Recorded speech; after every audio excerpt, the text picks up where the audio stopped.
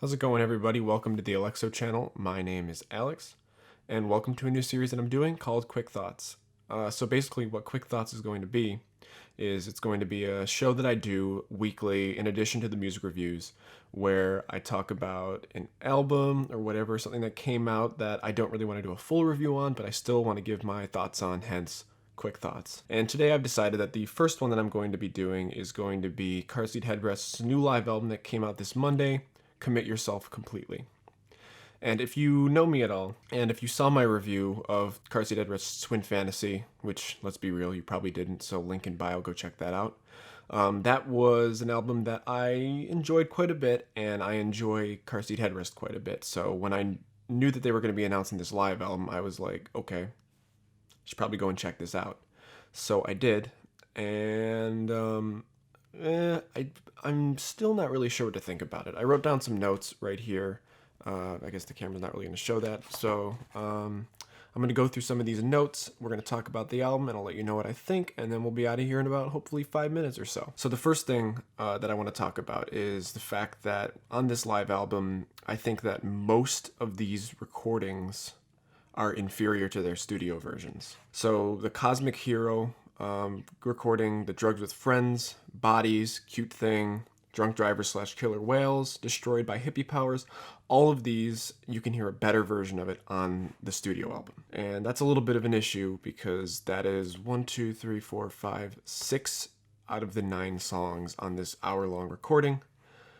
The only one that I think that really might be better would be Fill in the Blank. And that's just because Fill in the Blank, this version gets a very nice little skittering guitar line that I think is even better than what we got on Teens of Denial.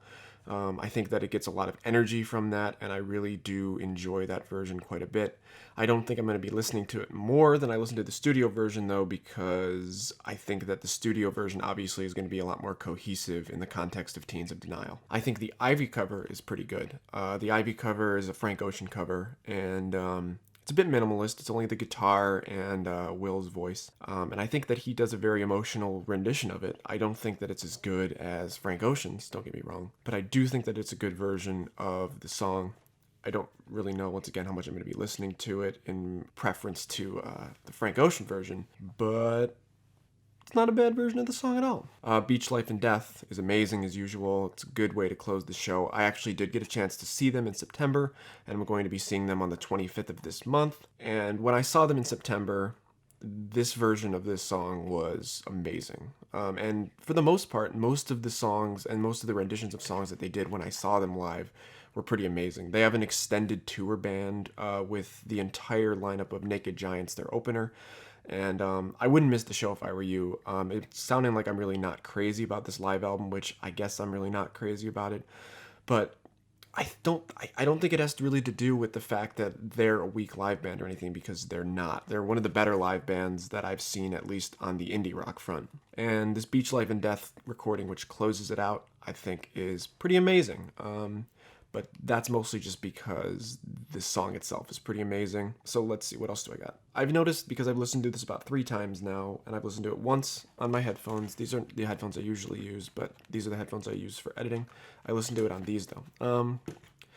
I thought the recording sounded better on headphones than it did on speakers. So I listened to it twice on speakers and once on headphones. And there's just something about the way that the recording sounds where something about it translates better to headphones and speakers. It almost sounds like whoever did the mixing and the mastering for the live recording, they listened to it on the headphones, and it doesn't really translate too well to the speakers. It doesn't sound bad on speakers or anything like that, but I do think that it doesn't translate all the way to speakers in the way that it does to headphones.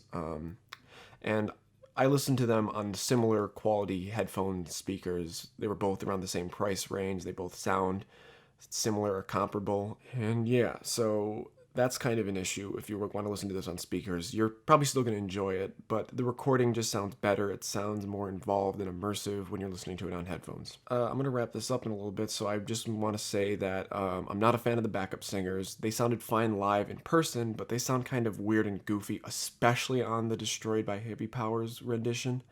And they don't really help on Beach Life and Death, but Beach Life and Death is such a strong song that it barely affects it. And overall, that I'd say that this is one for the fans. It's not one for newcomers. It's good.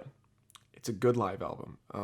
The songs are there, and the songs are amazing. But if you're someone who's just trying to get into the band, I would not recommend this as your first Car Seat Headrest album. I'd say start with Teens of Denial, maybe give Teens of Style a try, and then listen to Twin Fantasy, or listen to Twin Fantasy first. Basically, any of their last 3 studio albums, I would recommend listening to before this, because you are hearing mostly better versions of the songs on here, on those studio albums. I don't really think I have a rating for this because the songs are great. The recording quality is okay, especially on headphones. But I can't really see this album being something that I'm going to be listening to very much, because I can just listen to better versions of these songs on the studio albums. And other than Fill in the Blank and the Frank Ocean cover, there's not really a reason for me to listen to this. The recordings do have a little bit more energy, minus the Drunk Drivers, Killer Whales, and the Drugs with Friends. I think that those are really, for some reason, they kind of lose a little bit of their energy, which is weird because it's a live performance, but I don't know, they get slowed down or something. It doesn't sound right. I wouldn't recommend this unless you're a fan of Car Seat Headrest like I am. If you are a fan and you don't know about this, check it out. I can understand why they kind of shadow dropped this album. They kind of announced it last week randomly, and it came out like a week later. So yeah. So this has been my quick thoughts on Car Seat Headrest's Commit Yourself Completely live album. Make sure you like, comment, subscribe, whatever else you do on YouTube. Leave a comment about what you want me to review. I'm going to be working on the more formal review of whatever's come out. It's probably going to be something that came out today. And as always, have a great day.